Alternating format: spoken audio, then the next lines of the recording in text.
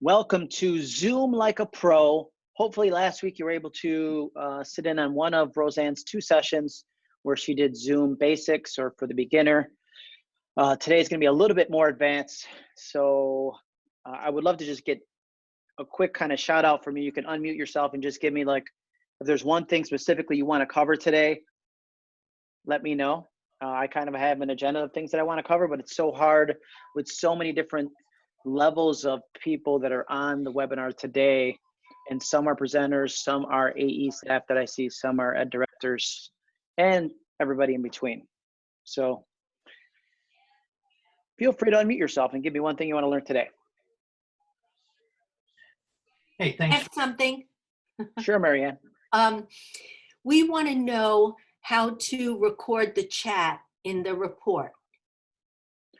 Okay. So if everybody coming back from break, you say something like, name your favorite ice cream flavor, and they all put that in. And instead of the boring roll call, we want to know how to print that out and have a date timestamp.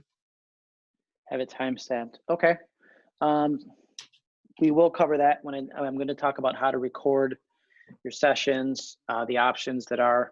I'll get a little bit into the options, but we'll definitely get into, because that is one of the options to whether or not to save the chat automatically. And there's also different levels of Zoom that the enterprise edition of Zoom will have the transcription that you're looking for. It's automatically transcribed everything that's said by the presenter as well as by the chat. But maybe we'll talk offline because you guys may have much greater needs because of your board size, Right. in comparison to some of the others. Okay, thank you. Yep, you got it. Vicky? Hi, we are having trouble when I assign a host or a co-host to get the polling and the breakout rooms. And I've looked in my settings, we've looked in their settings, and there's a disconnect somewhere. Okay. That would be helpful. We'll try to figure that out. George, can you see the polls that I made you a co-host? Let me take a look. Yes, I can. Okay, so why don't we launch that, because I set up the polls ahead of time. I've never set up the polls ahead of time. Typically, when I do it with NISAR, George sets them up ahead of time. So this was a great kind of testament. I did it when I was setting up the meeting. I did each poll individually. So let's launch the first poll as far as what you feel your Zoom skill level might be. It's going to be scale of 1 to 10. 1 to 3 is like you feel like Fred Flintstone. You're bumbling and stumbling through your Zoom every time you get on there. 4 to 6 is about average. I'm not sure.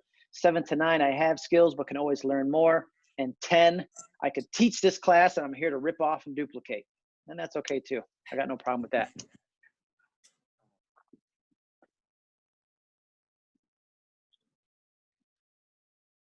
Can everybody see that poll? Okay, now you can.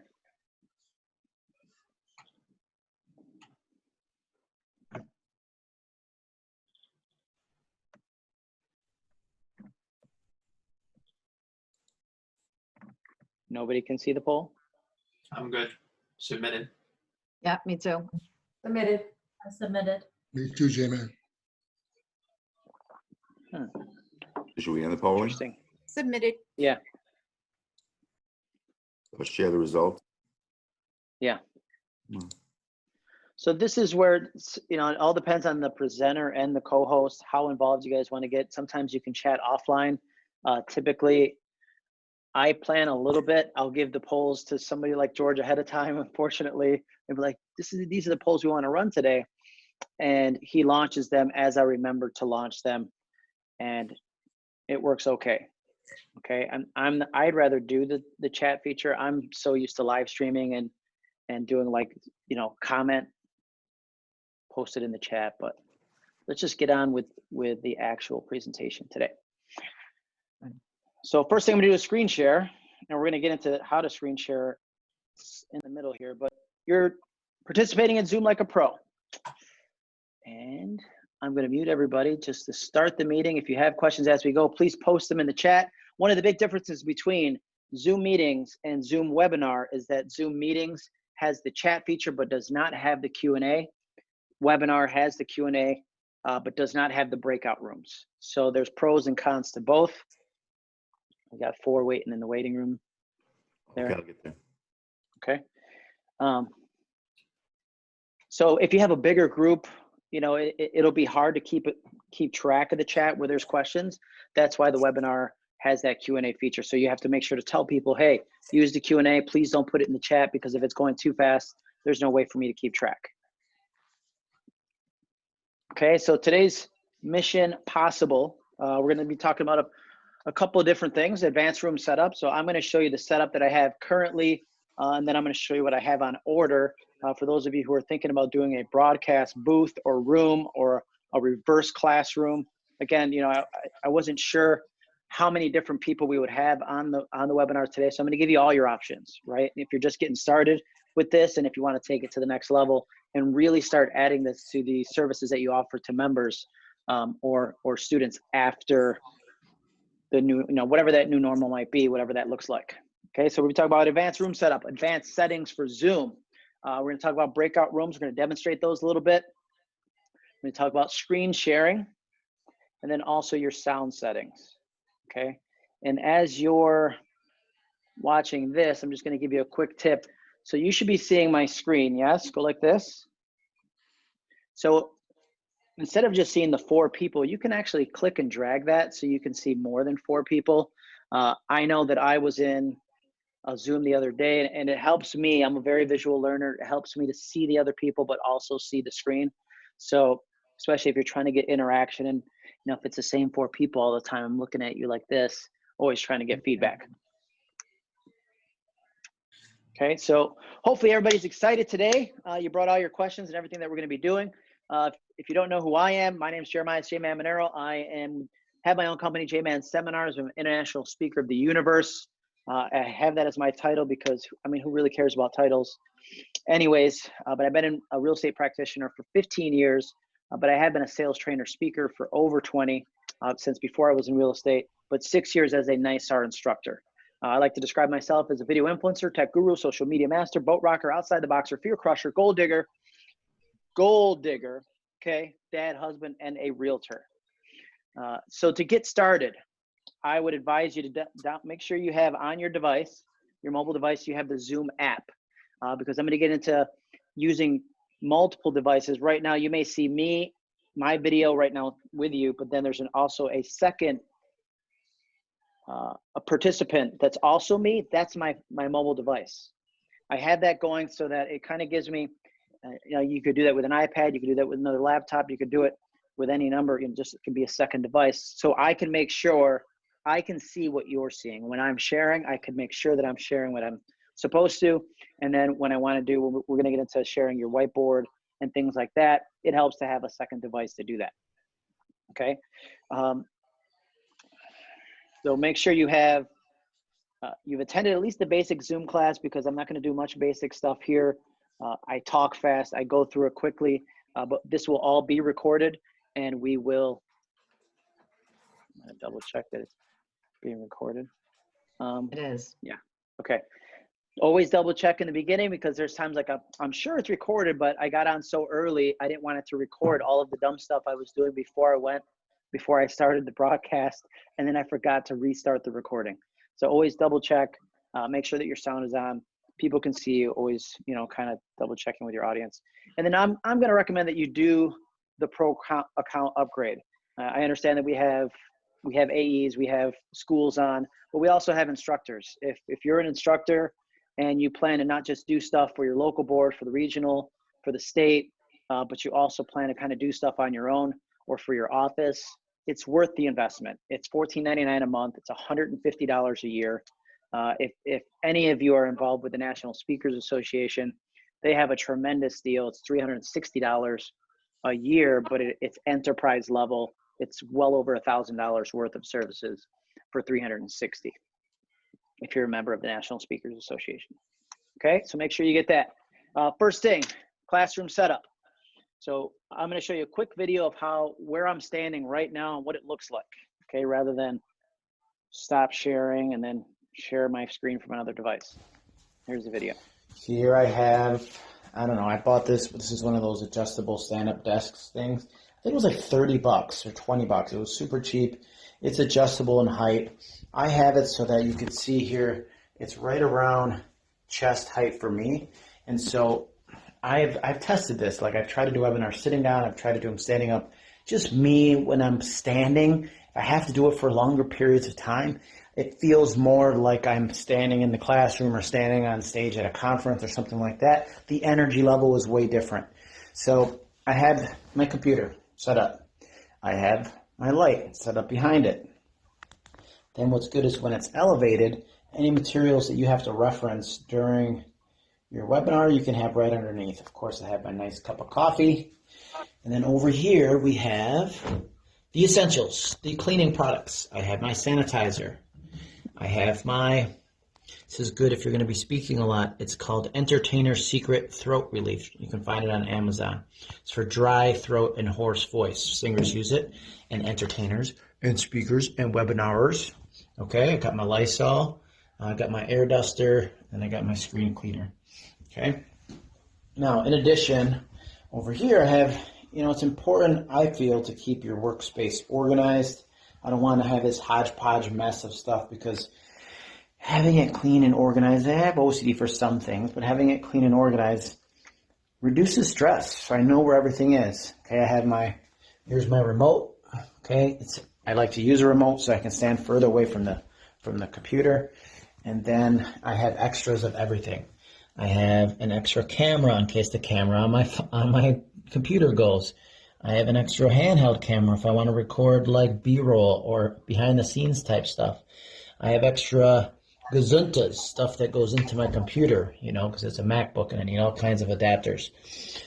Extra microphone, and then of course my charging station to make sure that.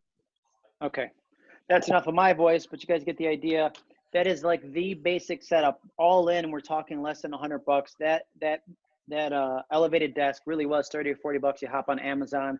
The fancy ones are on back order right now because so many people are doing this, right? They're ordering it and they're selling out. So the very basics, you could see, like, I'm standing this whole time. And so for me, we did GRI this week, 7.5 hours. What was it this week? Last week. But it was 2.5 hours each day. And I got through those 2.5 hours because I'm standing the whole time, right? There's no way I could sit down and be like, well, today class, we're going to be like, that would be awful. But to stand, it doesn't give me the opportunity. And then I'm so used to, being in front on stage or like in the classroom with a remote in my hand. So it's the same reason, like, why wouldn't I, if I'm broadcasting remotely, have it in my hand, click through my PowerPoint just like I would in the classroom or if I was walking on stage. Okay, so the best way to make it an experience, just like it would be in the classroom, is to try to duplicate everything that you would do in the classroom online. Okay, the only difference is you guys are my virtual heads that I'm interacting with, that I'm looking at, right? But here's my view, right? And when I'm connecting with you via camera or virtually, sorry. All right, so here's the advanced setup. I'm like a little kid on Christmas waiting for this to come in. I'm going to show you my room here in a little bit. It's very much just well, you saw it, but it's an empty office. What I'm going to do is I'm going to take one of the desks, move it into the middle of the room. I'll have a green screen as my backdrop. I'm not actually using a green screen right now. We'll get into the virtual backgrounds in a second. And then lighting is so important because we're going to get into that as well. This whole setup, the green screen, 4 lights, the backdrop to hold it, I think altogether was 160 bucks. Okay, so this has come down so much in price. And I think any of your board offices has enough space. You'd probably need, I don't know, 6 by 10 feet to accomplish this. Have like some kind of table or desk in there, have the green screen backdrop, have your lighting, and now you have your reverse classroom or your broadcast studio. I know, many boards are putting these media rooms in, and they're only being utilized for like presidents or executive staff to do these video announcements, when you could really create an additional revenue stream by doing classrooms from here. It's the main reason I have it in my office, so I can come here. It's a dedicated space. I know nobody's going to interrupt. I know there's going to be no other sound issues or anything like that, and I have hardwired internet. In addition to the backdrop and the setup, microphone or your sound is just as important. Studies have shown that, people will watch a bad video or a video that's not so great as far as getting pixelated and that. But if the audio is garbled or the audio is awful and it hurts them to listen, they will tune out, right? And so right now you could hear, I'm actually on my AirPods. And so if I walked further away, you don't lose any sound quality because they're in my ear, right? Rather than using the internal microphone on my computer. If that wasn't the case, because I'm walking talking in this example, if I was sitting at a desk and doing some kind of podcast or something where I'm sitting there interviewing somebody like I see Marilyn on, like Marilyn, if you were doing like your interview style stuff that you do, a microphone like this would be better because it's fixed, it's mounted, it's going to stay in the same spot. They use it for radio a lot because on radio, in radio, they're not moving around. That's $119.99. Okay, and then this is a mixer. And again, I can send you a copy of the presentation. You don't really have to write all this down, but I'm giving you the options. And if you have a board office and you want to consult with me, like what should we get? These are all great options. This here has 8 inputs, okay? An input, just think of just an audio input coming in. So I could have, let's say if this was a hardwired lapel microphone with a wireless receiver, I could have this on my lapel. That could be one input. I could have another microphone on the computer. I could have another microphone on another speaker. So I could have all these different inputs and then that has one USB interface where it goes out of this mixer and into your computer, okay, without getting too complicated. All right, tips and tricks for your Zoom. I'm gonna go through some of the most important settings. I can't go through all of them, but we'll go through the ones that matter most if you're gonna be hosting or interacting with students in education. So I have found the best way to streamline my scheduling of meetings, whether it's going to be an informal meeting that I have within the office. If it's a smaller meeting, you can integrate your Zoom with your Google Calendar. I know many of you, if you've been in my classes before, I talk about Google Calendars a lot. The more that you can integrate all of this is the easiest way for you to be more efficient. I don't want to have to say, well, Leanna, when I get back to my Zoom on my computer, it doesn't make any sense. You should be able to do everything from your mobile device or while you're on the road. And you can do it when you integrate your Google with the Zoom. Okay. Now, when you're setting up meetings, kind of go into this a little bit, but make sure if it's a meeting you're going to do more than once, or a style of meeting you're going to do more than once. Like let's say it's a 60-minute class. You can create a template within Zoom so that it's the same way all the time. All of your settings are the same way all the time. So I can schedule something in here. It takes me 60 seconds or less because I've already set up the template. So I come in, you see how it says select the template. Let's say I said NISAR Zoom like a pro because I'm doing this class back to back. I set it up the first time. Once you set it up the first time, it then says, do you want to save this as a template? So you save it so you have it, and you can do it the same way again and again. Again, you want to make sure you have systems in place so that you can duplicate this. There is the registration option. I didn't do it this time. I don't think I did. I think I just shared the link with you guys. But if it was a class that I was holding, again, if I'm an instructor who's kind of doing stuff on my own or working with an office or working with a board, I have found it streamlines the process. Again, if you call me and say, hey, Jay, will you do a webinar for us? I say, or a meeting for us or a training, I say, sure, no problem. Okay, can you handle the registration? Absolutely. Everything's taken care of. All you have to do is market the course for me. So the more service you can provide, the easier you can make it. And without them, and I understand that all the boards have some kind of outside system that you use for registration. We can all agree that those can be clunky sometimes, difficult to manage. People are having trouble logging in.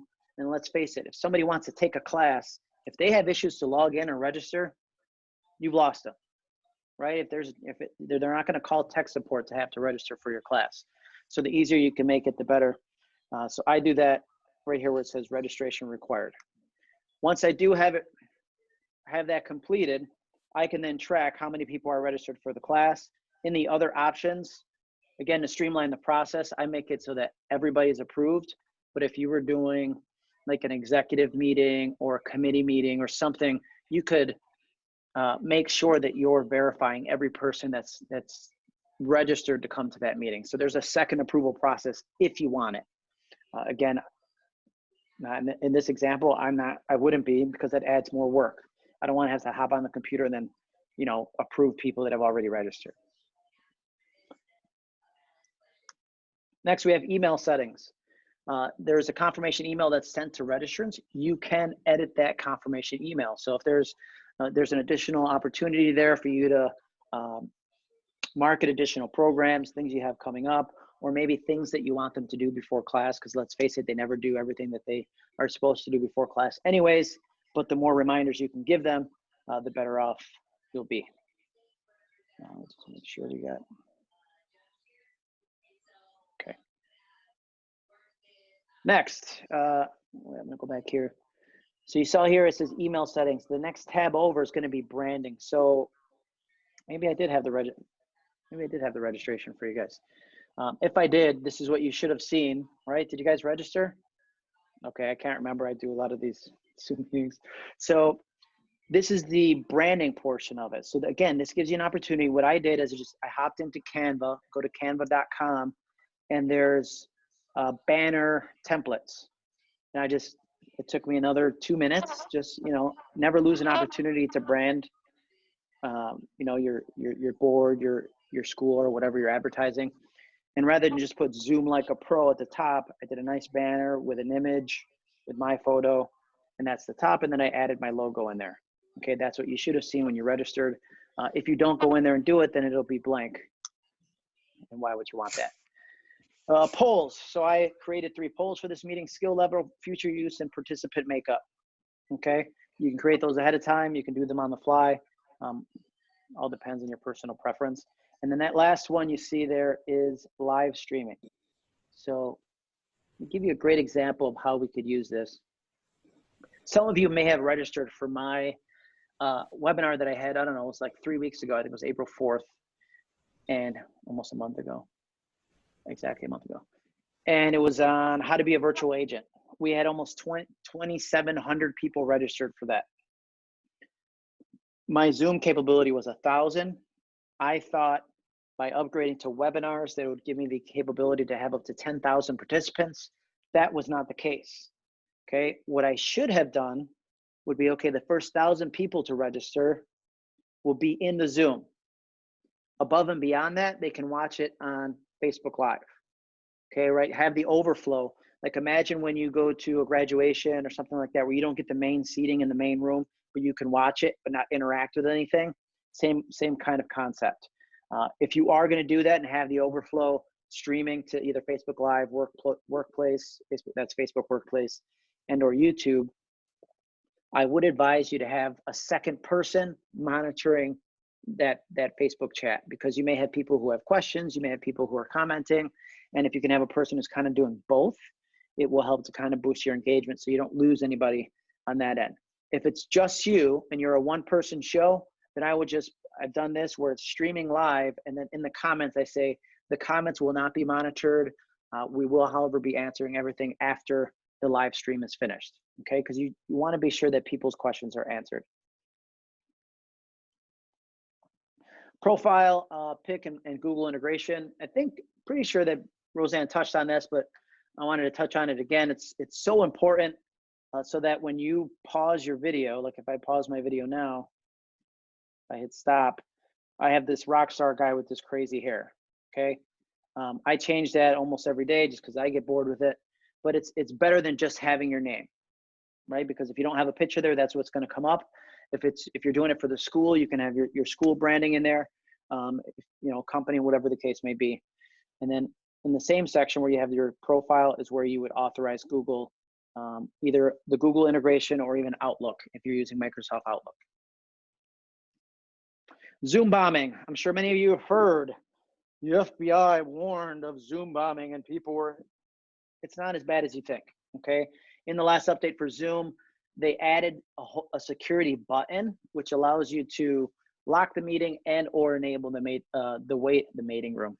That'd be something different, wouldn't it? Enable the waiting room, which you all experience as you waited to get in here. I typically, if it was more than 25 people, I wouldn't do a waiting room, right? Imagine if you had a meeting or a webinar with 200, 300, 500 people. You have to sit there and go like this and allow people into the meeting. Okay, I'm going to give you another option for that, which doesn't, where you don't have to enable people, people to come in. If it is a smaller group, and if it's you and a co-host, I do like the meeting, having the waiting room so that you could talk before you allow people to come in. So I'm just looking at Frank Petrak. Am I saying it right, Frank? Petrak, Frankie P. Okay, I got Frank here, and he's my co-host. I can talk to him before we open up. It's just like being in the classroom and talking to my co-host before we open up the door to the classroom, right? Think of the waiting room the same way. You do have the opportunity to customize that. We'll get to that in a second. But if I had a problem and one of you was disruptive, came in here and started playing, obnoxious videos or making noise or whatever the case may be, I can remove you, number one. I can remove you, and I have it in my settings that you can't come back from the same IP address. So you'd have to join from your phone or an iPad in order to come back. But then I can also just lock the meeting down. See where it says lock meeting? That means I lock it down and nobody else can come in, no matter what. No matter if they have an invitation, no matter if they have the link, whatever, it's locking the security down. Okay? And then I also, when you set up your defaults, you have allow participants to share your screen. Again, if there's problems with that where somebody's sharing something that's inappropriate, you uncheck that, it's done. Same thing with the chat. If you get somebody who's a troll or a flamer coming in and they're going like this and they're inflaming your chat with all kinds of crazy stuff, you can unlock the chat so nobody can use it. And then I always have that people can rename themselves, because you have people that come in from their iPad, from their iPhone, from their other devices, and when they come in it says iPad 12. Or if I have a big class, I want to be sure that I know you all, most of you, but I don't know you, but and go, oh, Laureen, oh, how you doing, right? I can see your name now, but it's like we're good friends. It's going to help boost your engagement. Okay. All right. So like I said, enable the waiting room. You saw when I customized mine, it looked a little bit like this. Welcome to the JMan Seminars reception area. Wait, go back here. It's a little bit more polite, I thought, than waiting room. Nobody wants to wait, but reception area. Oh, that's nice. And you can put a logo here, and then the title of the meeting should be in there as well. I equate this to, have you ever gone to a busy restaurant or bar? It's packed. It's packed. You can't get service. You're standing there waiting, and then the bartender goes, "I'll be right with you," and then continues on working. But the fact that you are recognized, you're acknowledged, at least you're going to be less likely to be like, son of a gun, I'm ready to start this meeting. What's going on? Okay. So make sure you customize that. It just adds for a better experience. Okay. Dress for success. I shouldn't have to say this. What's that? Can you add music to the background of the waiting room? Frank, I wish. Trust me. You can't, not at this point. I wish you could customize that much more. If they were open to suggestions, I would send it to them, because I'd like that to be even wonderful. I would like to play videos in there and like have music and virtual coffee, but unfortunately, no. But good question. I'm a music guy myself, so I can appreciate music makes everything go by faster. Dress for success. You should at least be dressed for success from the waist up. We shouldn't have to really go into that too much. We are in a pants optional world, but if you are going to be, wearing pajama bottoms, just make sure you don't stand up and you have a sit down desk. Canva.com, and I know Roseanne talked a little bit about last week about virtual backgrounds, and maybe it can affect your bandwidth. I haven't had any issues. I mean, let me just show you for a second the difference if I take off my virtual background. Okay, here's my background. It's a blank, and we're, some of us are in real estate. It's like, oh, the blah neutral decor, right? And so I would much rather have the virtual background because it's less distracting. It's funny, I was doing something for an office that's in the city in Manhattan, and they're like, "Hey, are you on the co-work space over on 34th and Broad Street?" I'm like, Nah, I'm in my office. Okay, because not all virtual backgrounds are created equal. Some look better than others. I'm sure you've been on Zoom webinars with people who are like disappearing into the background. That's because it's not the right virtual background for them, and or they need a green screen. Okay, at the very least, my device is powerful enough. If you try to add a virtual background, it's okay. Some of you may get the option that says your device isn't strong enough. And in that instance, then you have to get the green screen. If you go online, you order it, it's on back order. Just go to your local fabric store, JMan Fabrics, Fabric and Findings, wherever you want to go. Just get a lime green piece of fabric that's not shiny. Okay, like a felt material, muslin is the actual material they use for green screens. It might cost you 10 or 15 bucks. Take it and staple it to the wall, or you want to get super cheapy. If you have an area that's dedicated to this, get some lime green paint. Now you got your green screen, okay, behind you, and you can change that background every single day. But you can go to canva.com. Many of you are familiar with it. You probably use it for a lot of your marketing. You go right in there and you do Zoom virtual backgrounds. It's already templated for the size that you need. They have photos. The ones you see here are already on there. But if you have other photos that you wanted to use, even videos you can put on in the background. I know there's an agent, he has a video of like a busy coffee shop, and it looks like there's people walking behind him and stuff. And it's super cool because it's not, your everyday thing. And if I'm looking at other people's videos, I mean, everybody has their backgrounds pretty well organized, but if I was teaching a class, you're looking at me and my background the whole time. So if I had a mess back here, or things weren't organized, like that could be a distraction to the students. We want to minimize the distractions by keeping it, professional looking at least. You can go to canva.com, create that, you download it, and then you add it to your virtual background section. If you don't have virtual backgrounds enabled, that's going to be in your settings. So just go into your settings and make sure that that's enabled. All right. So do I look pretty? I know some of you are like, oh my gosh, I don't like how I look. Here's some ways that can help you look better besides plastic surgery. And I can't really do that in the Zoom, but here you can see it says enable HD. Again, if your bandwidth or your internet speed is not that fast where you are, HD is going to cause a problem, and you need to come in here and uncheck that, okay? But where it says touch up my appearance, I don't know exactly how much touching up it's doing with my appearance right now. I mean, I think I usually look like this, but maybe I'm looking to you a little bit better than I would in person. So there's your option. And then your other options here, always display participant name on their videos, turn off my video when joining a meeting, always show video dialogue when joining a video, and then spotlight my video when speaking. That's important because if you're in speaker view and you have, like in the beginning, you're just having conversations like, hey, Frank, hey, Don, hey, Carl, hey, Dominic. Every time one of you talks, then it goes to Frank, then it goes to Carl, then it goes, unless I have the video spotlighted, which means it's going to stay on me because I'm the speaker, right? You'll still stay in the gallery in the little corner, but I want to make sure that if it's a teacher or your keynote or the person you want to highlight, you want to make sure that that's highlighted. Okay, lighting, like I said, is very important. You saw that this is just the ring light. If I turn this off, you can see the difference a little bit, okay? Most of these, you want to make sure that they're hardwired. They have 3 different options, plus you can adjust the brightness on them, because you've probably been on with somebody. Here, I'll go. This is bright white. And if it's too bright, you can see how it's reflecting off my face, right? And then I go to orange, because orange, for some reason, I feel a little more tan. I haven't gotten enough sun this year. Okay, so I'm gonna stop sharing for a second and get into I'm gonna share my screen and get into the actual Zoom settings so that you guys can see that. But I'm gonna stop here.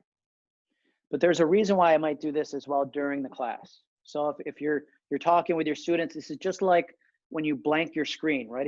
If I was showing my PowerPoint and I want people to pay attention, I would blank my screen and I would start talking to you.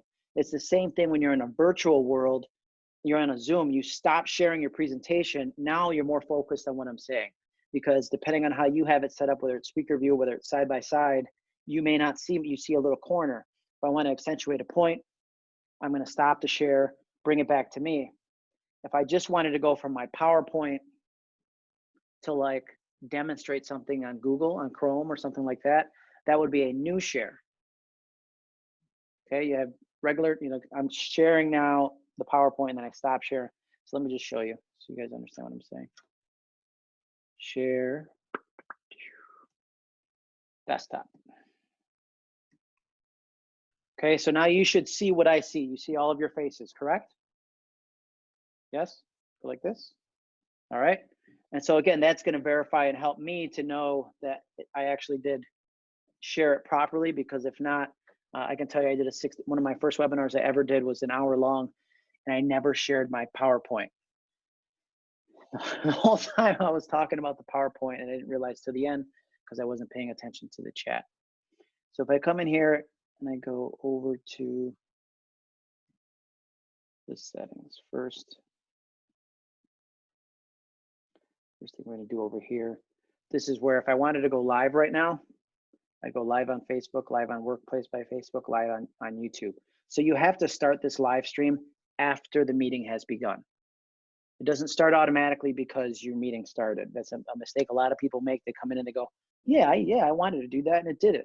Yeah, you better double check everything that you do. You need to double check all that. Okay, see, this is the security button I talked about. Allow participants to share screen, chat, rename themselves. And I talked about that. These are your video settings. So if you have multiple cameras, we're going to get to sharing cameras in a second, but this is where you would adjust the video settings. Over here, if you're having any audio issues, this is where you would look at, I had my AirPods. At some point, my AirPods battery is going to go. That's where it would go into the built-in microphone, or I could have the audio. I have another camera that has a built-in microphone and speaker as well. So I could have actually 3 separate audio sources, okay, depending on, you know, your setup and how things are done. Come over here, close this out. 1 second. Boop, boop.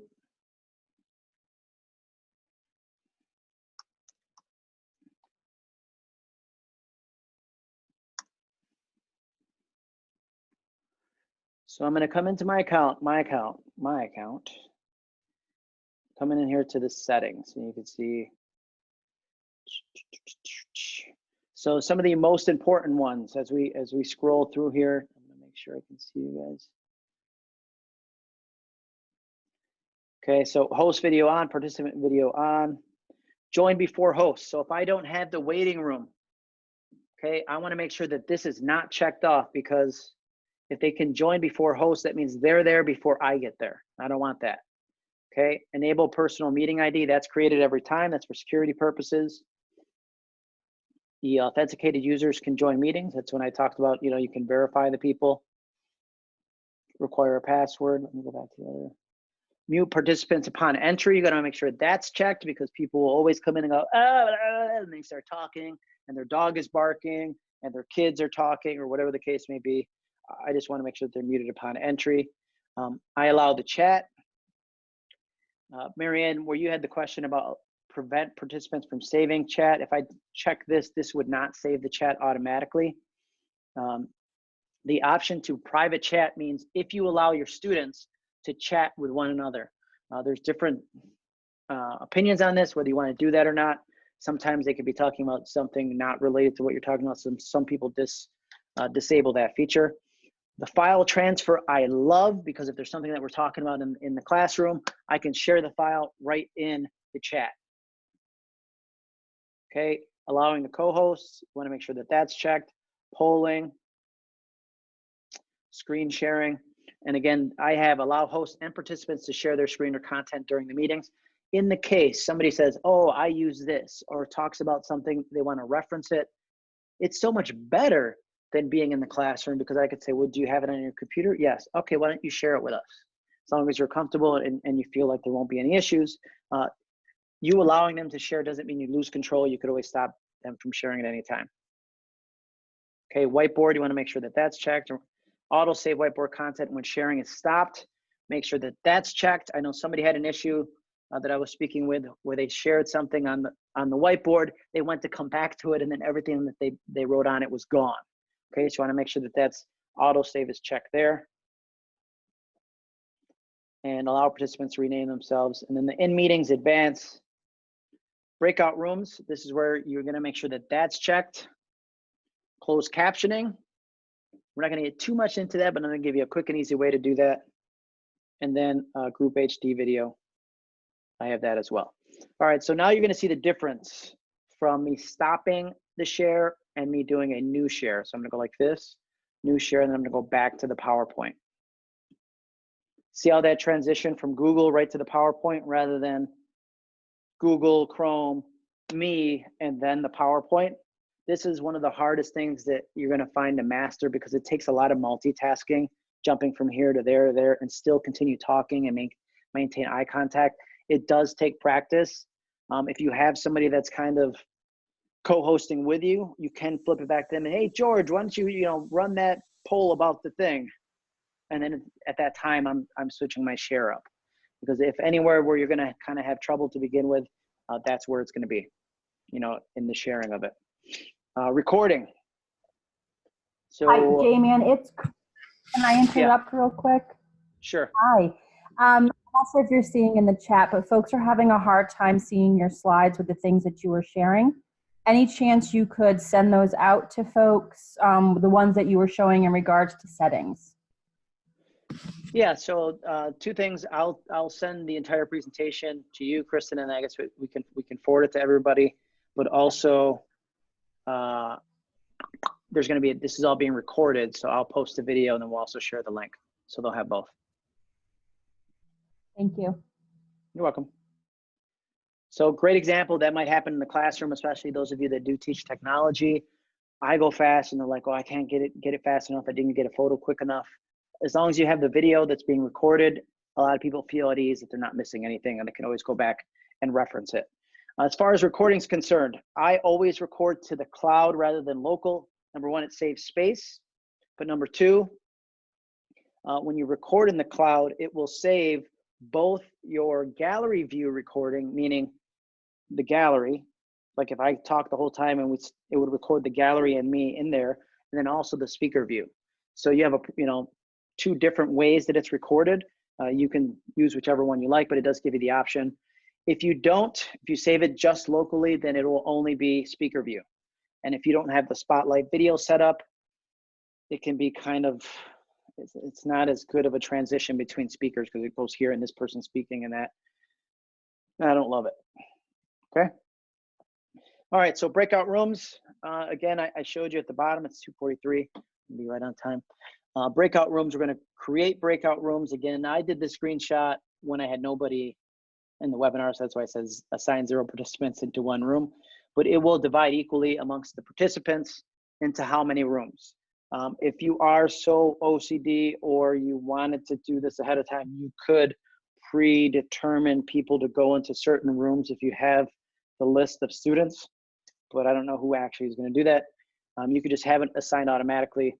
I think many of you experienced that last week, yes, with Roseanne. She broke you out into breakout rooms.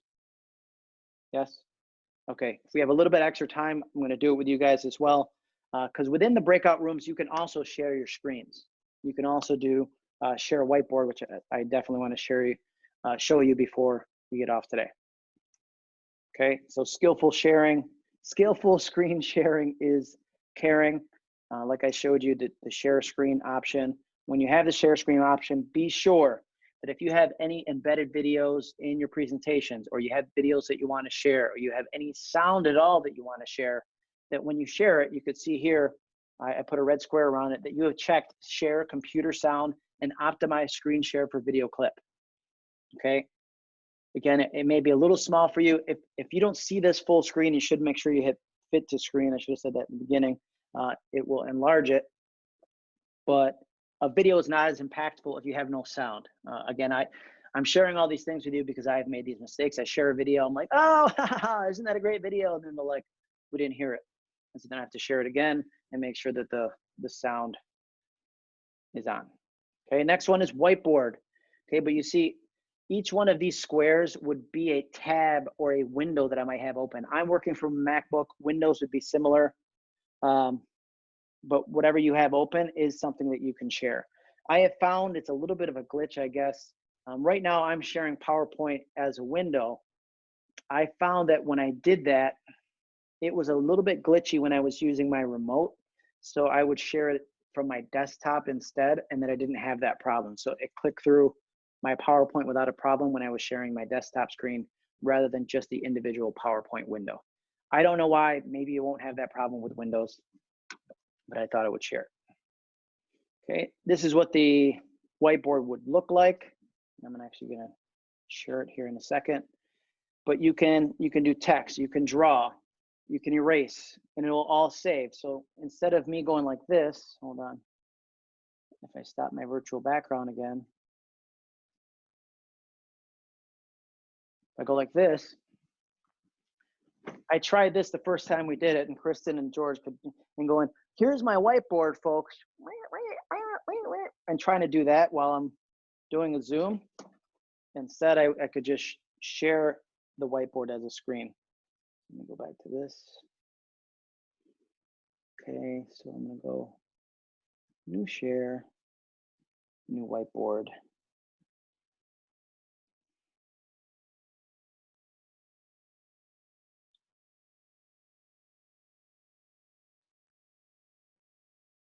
Oops. Do you guys see that? Hold on one second. Whiteboard, share again.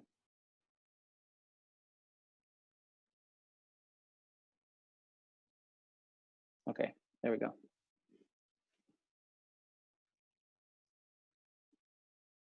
Keep switching back. Okay, let me stop share. And then I'm gonna go to the whiteboard. Give me one moment, please. Share this. And these things can happen in the middle of a class, and I would just, just keep talking and keep working. So you should be able to see my whiteboard now, yes? And so for those of you who are really fancy pants, you might have a stylus, and you could write on this just like you would normally write on a whiteboard. If you go text, I can go like this and say, I am taking notes. Okay, if I wanted to play hangman, I could come over here. You can draw. Okay, but if any one of you could also give it a try, you know, in a normal class, you wouldn't tell them this, but if you wanted to say, all right, Lori DeFrancisco, if you wanted to, take notes, could you please be our scribe? And then you facilitate and you have somebody else take the notes for you, just like you might normally do in class, right? If we're kind of doing a group activity, smaller group activity, whatever the case may be, okay? That's gonna save unless I clear it. I can clear all drawings, clear my drawings, clear viewers' drawings. Okay, stop share. Go back to the PowerPoint. So again, you saw the difference between stop share, back to the PowerPoint, and then new share. It's more of a seamless, just like a right over rather than stopping in the middle and then going over. So before class started, I was sharing sound. I think it was Frank who had the question about music. So Frank, you could, without sharing anything on your screen, just share music from your computer. We're not going to get into copyright issues over that. I'm sure you're playing royalty-free music and all of that. I wouldn't recommend that you didn't. However, this is how you would share just the computer sound or just music from your computer. I can also share content from a second camera. So if I went like this, let me go like this 1 second. New share. I'm going to go advanced content from second camera, and then share. That's the second camera I have set up in my office. Okay, so I can go over here and go, oh, good afternoon, everybody. And today we're just giving you a different perspective of what we're doing in the classroom. Okay, stop share. So, I mean, use your imagination. Now, if you wanted to do like a pro style setup, you could have multiple cameras. You could have like a wide angle camera, one that's close up on the teacher's table or the front. You could have one on the classroom. I mean, use your imagination. I'm just showing you really fast, and really all of this is less than a couple $100 of what I'm showing you, of how you can have a different, more engaging experience in the classroom. Let's go back to, okay. So that's content from the second camera. How do you handle breaks? I don't put a break screen necessarily, but what I do is when we're going to do a break, I would say, okay, time for a break. I then share my screen. I use this program called iPad Stopwatch Timer, iPadStopwatch.com/timer. If you just Google search on-screen timer, you'll find one. It's a really big timer, and I put in 15 minutes, and I share my screen, so that's all they see, and then I share some music, so we have some break music, but they get the countdown, and then it'll be an audible alert when the timing is done. If you have a program you've already purchased for your computer, then, you know, use that one.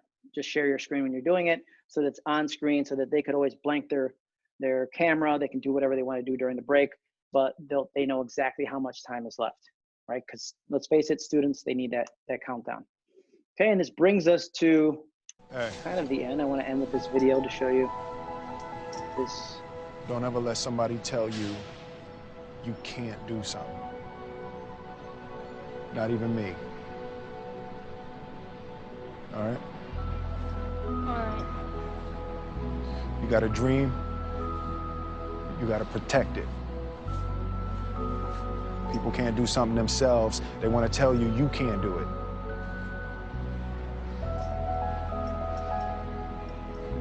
You want something, go get it. Period.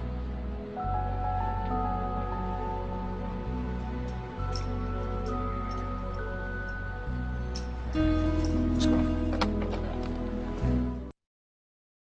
So hopefully you all know what that movie is, Pursuit of Happiness, but just a demonstration on how you can share a video. It gives you time to kind of recollect, and then I can take a look at the chat and see what I missed while that video was playing.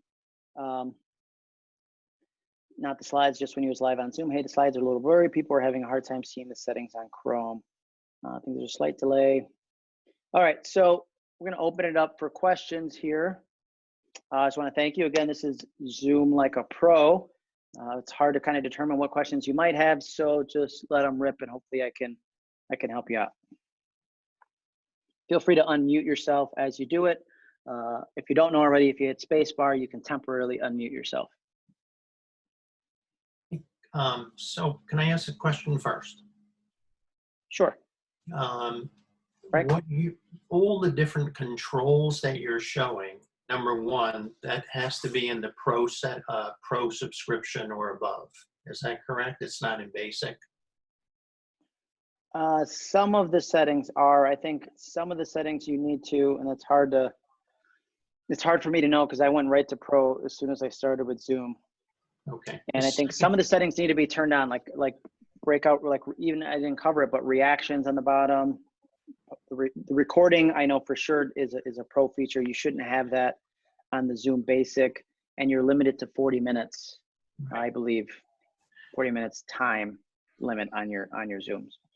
The other question I have is, and I haven't been able to find any of those things that I saw you looking at the bottom, so I'll have to look again. But the other question is, it seems to me that there should be a way to practice your Zoom demonstration offline, like set it up, run it, practice it, screen share to nobody. Can you do it offline or not? Yeah, 100%. I mean, just think of Zoom as nothing more than a private room that you invite people to come to. So you could do it with family members, you could do it with people within your office and like, hey, Mike Smith, Roberta, Linda, let's meet up later around 3. Let's do a practice Zoom. We'll practice how to do breakout rooms. We'll practice how to do this. And really that's what I did. And if I didn't have anybody to play with, I would just do it by myself. And I would literally hit every button and see what it did. And that's how I figured things out. You know, Zoom does have really great support, but some of us learn better by doing. Jeremiah, could I offer that, you know, you can get more than one Zoom account, okay? Get one of the basics under a different name. And I don't know how many, most of us have at least 2 devices. You've got a laptop or your tablet or a phone, okay? So set up whatever your main one is with host one there, and then open up the other account next to it. And then you can, and with that address as a participant. So you're actually going back and forth with yourself, Just a suggestion. Yeah, it's a good suggestion, Mike. And you could be on the same account twice. I'm on currently as a host and a co-host. So if I went like this and I can share my screen like I was talking about before. I practiced that ahead of time. Like I could have my phone be the whiteboard rather than the whiteboard be on my tablet. So the whiteboard can be an iPad, the whiteboard could be another computer, another device, if you will.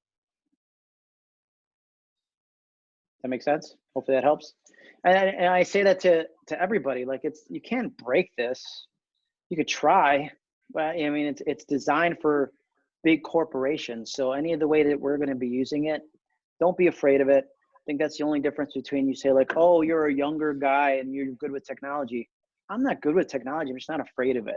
Right? I just go and I play with it and I hit every button that I can and I figure things out. And if you're wondering the mistakes that you can make, I've probably made them because I push the limits and things will always go bad, but then I learn from them. They're just learning experiences, right? So Laura Copersino's question is about the breakout rooms. Let's see, any tips on what to do with breakouts?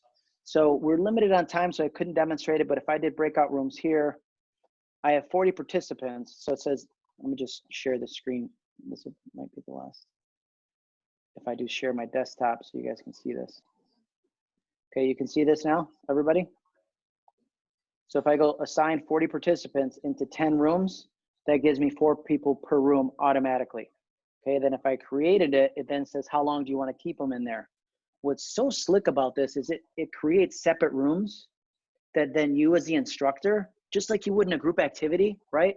You go to each group and go, how's everybody doing over here? Okay, and then go to the next group. You do the same thing with the breakout rooms here. That's why I like this much better than the webinars feature, because there's certain times that you really do want to have those breakouts because it does boost engagement when people aren't asking questions and that, to break them into smaller groups and then come around and chat with those smaller groups. Good question though, Laura. And again, that's probably something like get a few of your colleagues there at LIBOR, like, yo, let's just practice this so that you're not practicing in the class, and that's how you learn. JMan? Yeah. Marian. For the most part, the instructors will be working with of course, their camera and their PowerPoint. Can you just quickly show them how to get to their PowerPoint so that it's waiting for them, that they can get the PowerPoint up and going? Sure. Yeah, so let me just, again, I'm going to share my desktop so you guys can see what I see. So you see the chat in the middle, right? So if I was going to share my screen, I have my PowerPoint open and ready before the meeting starts. And it all depends if you want to start with your PowerPoint, but I would just click that, and now I'm sharing the PowerPoint. And it goes, you know, stop sharing. That's it. So if you did nothing but stay on that PowerPoint the whole time, not that I would recommend that, but you could if you're worried about making mistakes, or close out everything else, all other windows, all other tabs except for PowerPoint. If you're going to hop on Chrome, whatever you're going to hop on, have that open ahead of time, because when you're streaming, everything else is going to buffer, right? I mean, any website that I hop on normally, even when I have high speed internet, I didn't say this, but you should be, if you can, be hardwired, because Wi-Fi is unreliable. That's one of the reasons I do it from my office, because Wi-Fi at my house sucks. I live in a stucco and brick house. It's like a bunker. Yeah, Mike. JMan, I have a lot of stuff hyperlinked in my PowerPoints. Would that be okay? What I would for do example, is if I want to go to the MLS, I have it hyperlinked, and it's going to access the internet. Is that okay? Yeah, you can do that. My recommendation would be to click through on those hyperlinks ahead of time, right? So everything that I'm going to talk about that day, click through. That's already going to be open on Chrome or whatever browser you're using, so that that doesn't take up time, right? So then you would just go from your PowerPoint. If you wanted to click through, you could, or you could just go new shared from your PowerPoint to Chrome. Because if not, you're going to have to fill the time. You're going, oh yeah, and I'm going to the MLS and Matrix. Oh man, and now it's buffering. Oh, I got to log in and password and do all the rest of that nonsense. Let me ask you this: if you now if you are going to just do a dry run through with your PowerPoint, and you get through some slides, and I've got videos and some hyperlinks, then I can test it that way. Yeah. When I click on the hyperlink, obviously it's either going to come up or not. Yeah, I well, would keep this know. in mind. Any videos that I'm going to show, guys, it's just like any like presenter 101. I would make sure that I download all those videos. I have them saved into my PowerPoint. That Pursuit of Happiness video, that's saved into the PowerPoint. I have it on my computer and I could get it online, but everything's going to be worse when you have 40, 100, 200, 300 people all streaming in this Zoom at the same time.